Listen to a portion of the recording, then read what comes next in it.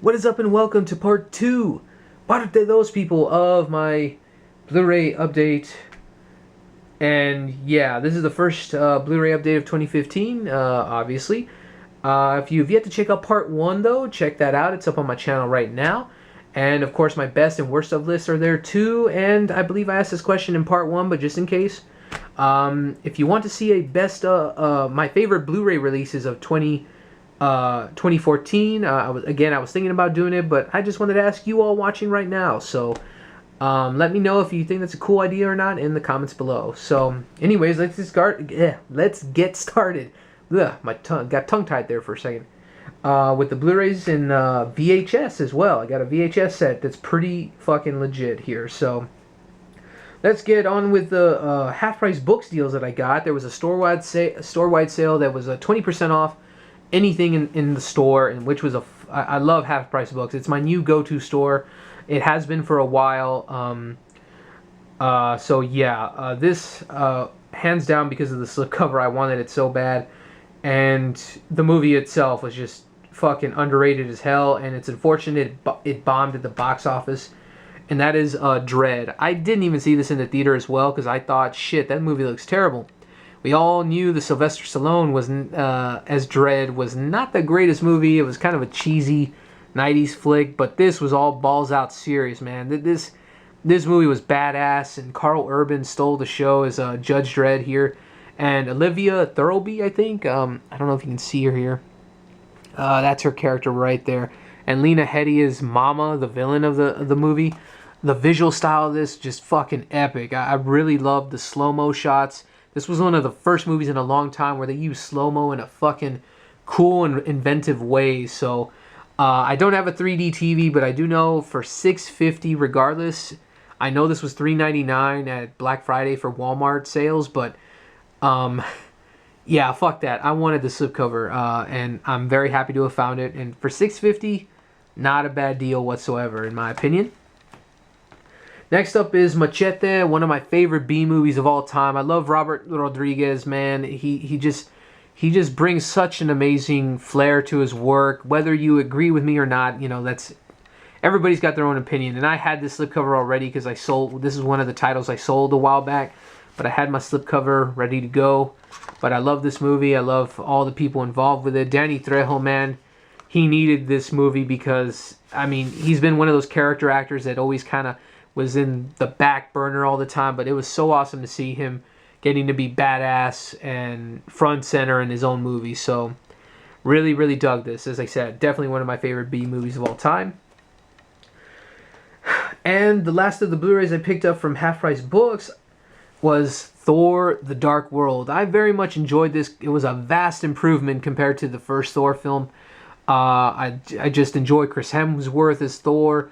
Tom Hiddleston, of course, as Loki. Natalie Portman, Anthony Hopkins, but Kat Dennings, though, I love her so much. I wanted to watch her. She toned it down a lot. It was much better performance than the small part she had in this movie, but lots of cool features. I definitely can't wait to check out that, especially the Marvel one-shot. I remember that had Ben Kingsley in there for the All Hail the King short film, so definitely can't wait to check this out. And I got this for $13.49 after, because it was originally, I think, like a little more than $16. So if you get a Marvel or Disney movie under that under a $20 price range, that's a fucking steal in my humblest of opinions. And a handful of titles left here. First up, lastly, but definitely not least, of the half-price books pickups that I got.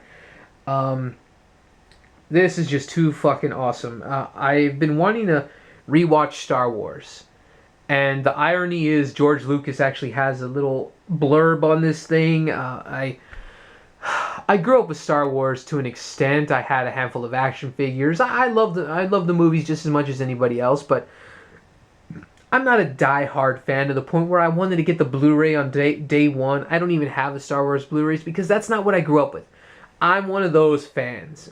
I want to see on Blu-ray these versions right fucking here.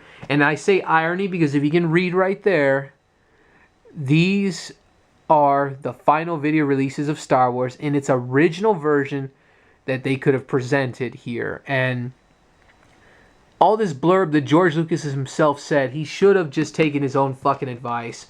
I don't recall if these are the ones where they just added a little few touches in terms of digital effects. But I do know, in fact, these are the versions where they didn't add a digital Yoda and all that other garbage. This is just what I grew up with here. I remember my dad had this exact same Star Wars set growing up. For me, at least, growing up, I saw it there on the shelf of movies.